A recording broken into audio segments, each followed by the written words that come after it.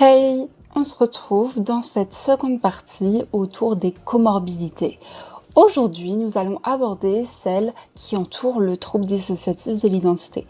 Je vous remets un petit rappel ici pour vous réexpliquer ce trouble et si vous avez des questions supplémentaires, j'y répondrai avec plaisir dans les commentaires.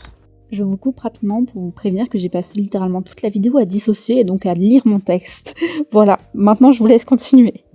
Ainsi, nous allons voir comment certains troubles en comorbidité avec le TDI réagissent et quelle est leur prévalence avec celui-ci. J'ai déjà expliqué dans la partie 1 le principe de comorbidité, donc si vous ne l'avez pas vu ou que vous ne comprenez pas ce qu'est une comorbidité, je vous invite à retourner voir cette première partie et à revenir visionner celle-ci car je ne ferai pas de rappel. En tout cas, on passe tout de suite à la présentation autour du trouble dissociatif de l'identité et pourquoi il a autant de comorbidités. Le TDI fait partie de ces troubles aux larges comorbidités car ils entretiennent une même racine, celle des traumatismes.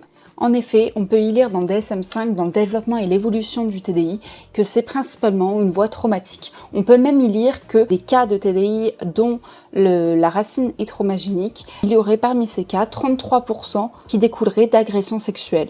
En bref, le TDI fait partie de ces troubles ayant une cause très commune. On évaluerait qu'il y aurait environ 5 troubles comorbides au TDI quand celui-ci est présent. Quand, contrairement à d'autres troubles comme la dépression ou l'anxiété, cela varierait entre aucun trouble comorbide jusqu'à 2. On va commencer immédiatement avec l'une des comorbidités les plus présentes, si ce n'est pas la plus présente aux côtés du trouble dissociatif de l'identité, le trouble du stress post-traumatique. Le trouble du stress post-traumatique, il est aussi connu sous son nom anglophone PTSD, Post-Traumatic Stress Disorder. On évaluerait qu'il y aurait quasi la totalité des personnes avec un TDI qui auraient aussi développé ce trouble et il y existe aussi une forme complexe. Parfois, on dirait même que le TDI est finalement une forme complexe du trouble du stress post-traumatique. Les symptômes de dissociation, d'hypervigilance, les flashbacks, les autres vivissences traumatiques font partie des signes présentant la présence d'un trouble du stress post-traumatique. Mais sa proximité avec le trouble dissociatif de l'identité peuvent rendre un diagnostic plus compliqué. La cause rendant ce trouble quasi omniprésent aux côtés du TDI est tout simplement qu'ils prennent racine de la même chose, des traumatismes. Le TSPT, comme son nom l'indique, peut ainsi mener à même de l'amnésie traumatique.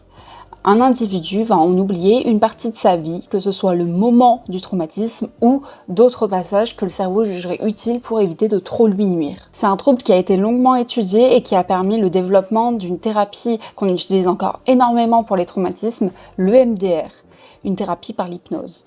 Le TSPT a été longuement étudié notamment parce qu'il a été énormément retrouvé auprès des soldats après les guerres, notamment après la guerre du Vietnam. On n'a pas de prévalence exacte, tant le nombre de personnes avec un TDI et un TSPT sont proches, mais on évaluerait donc à une quasi-totalité des individus.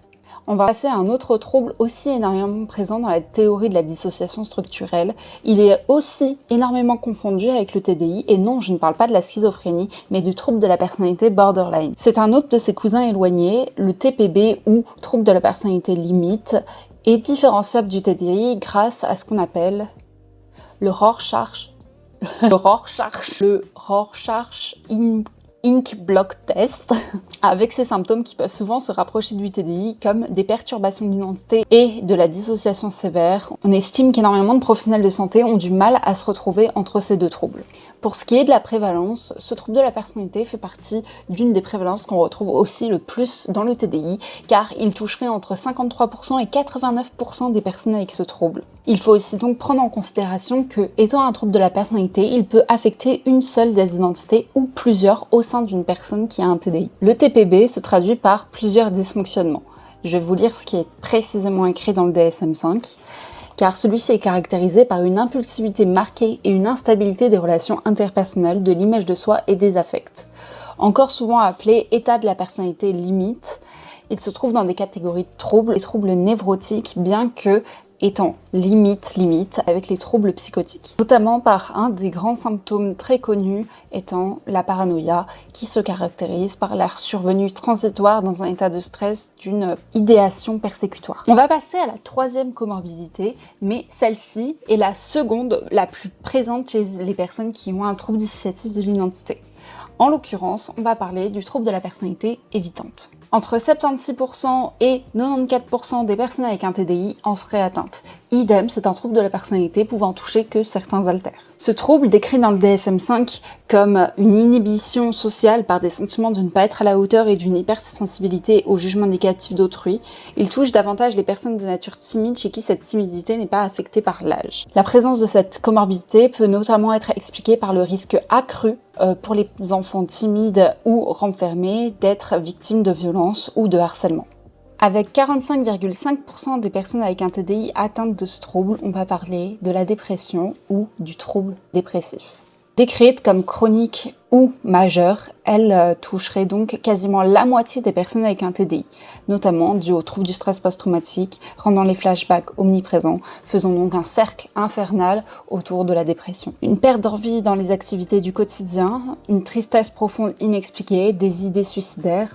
Voilà une brève description de ce qu'on appelle la dépression. Dans les cas de troubles dissociatifs de l'identité chez l'enfant ou chez l'adolescent, on va parler de plus de 50%, mais plus exactement 51,5% des enfants et adolescents qui seraient donc touchés d'un trouble anxieux de séparation. Décrit dans le DSM-5 comme une peur ou une anxiété excessive et inappropriée au stade du développement concernant la séparation d'avec les personnes auxquelles le sujet est attaché, j'ai pas trouvé de prévalence chez l'adulte, mais étant un trouble anxieux, il risque de se répercuter énormément autour du trouble anxieux généralisé chez l'adulte. Et on peut donc annoter qu'il y a plus de 50% des adultes TDI qui souffraient d'un trouble anxieux divers. Pour terminer cette vidéo, je vais aborder quelque chose qui n'est pas un trouble, mais qui est extrêmement fréquent au sein du TDI, le masking. Et si vous savez, cette faculté automatique qu'ont les personnes avec un TDI de masquer tout ce qu'elles peuvent ressentir, les changements et la dissociation. C'est aussi cette faculté qu'ont certains alters d'imiter l'alter hôte, l'alter qui est là habituellement pour faire semblant aux yeux du monde que rien n'a changé. Cette faculté concernerait environ 80% des personnes avec un TDI qui réussiront donc à cacher leur état, au moins temporairement. On peut donc s'apercevoir de la honte encore très existante au sein du TDI, tout comme les agressions et autres violences. Les personnes avec un TDI ont tendance à cacher leurs symptômes, à cacher ce qu'elles vivent et à surtout cacher les autres. Peur de provoquer un malaise ou de déranger une société encore trop inadaptée ou qui ne veut pas nous écouter, surtout quand le handicap est invisible et mental.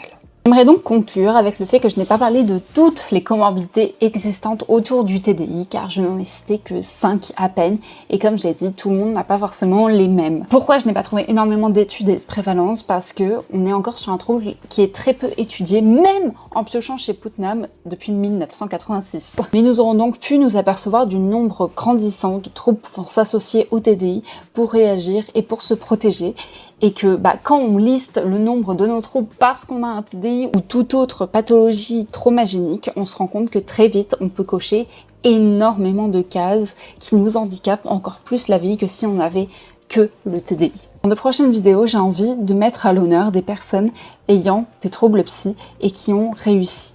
Montrer que c'est possible de continuer de vivre, de réussir avec certains troubles, et j'aimerais donc me concentrer sur les comorbidités qui existent autour du TDI. Ayant à peine entamé leur parcours psy ou ayant leur petite carte de fidélité pour le psychologue, certains vont nous montrer qu'ils ont vraiment réussi à faire de leur santé mentale un intérêt aux yeux du grand public, mais aussi que celui-ci n'était pas un état définitif, qu'on pouvait s'en sortir et que le regard des gens n'était finalement pas un obstacle définitif. Le bonheur et le bout du tunnel peuvent exister même dans les bobos du cerveau. Alors on se retrouvera pour parler de santé mentale, comme dans toutes les vidéos, mais aussi autour de cette web-série mettant à l'honneur des personnes incroyables, avec une promesse d'invités extraordinaires, touchants et sincères.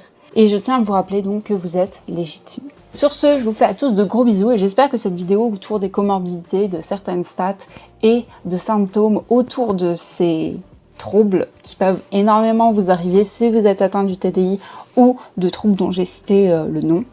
N'oubliez pas que c'est important de prendre soin de sa santé mentale et que vous êtes important. Voilà, je vous fais à tous de gros bisous. On se retrouve pour une prochaine vidéo au plus vite. Ah oui, je joue les toc-toc.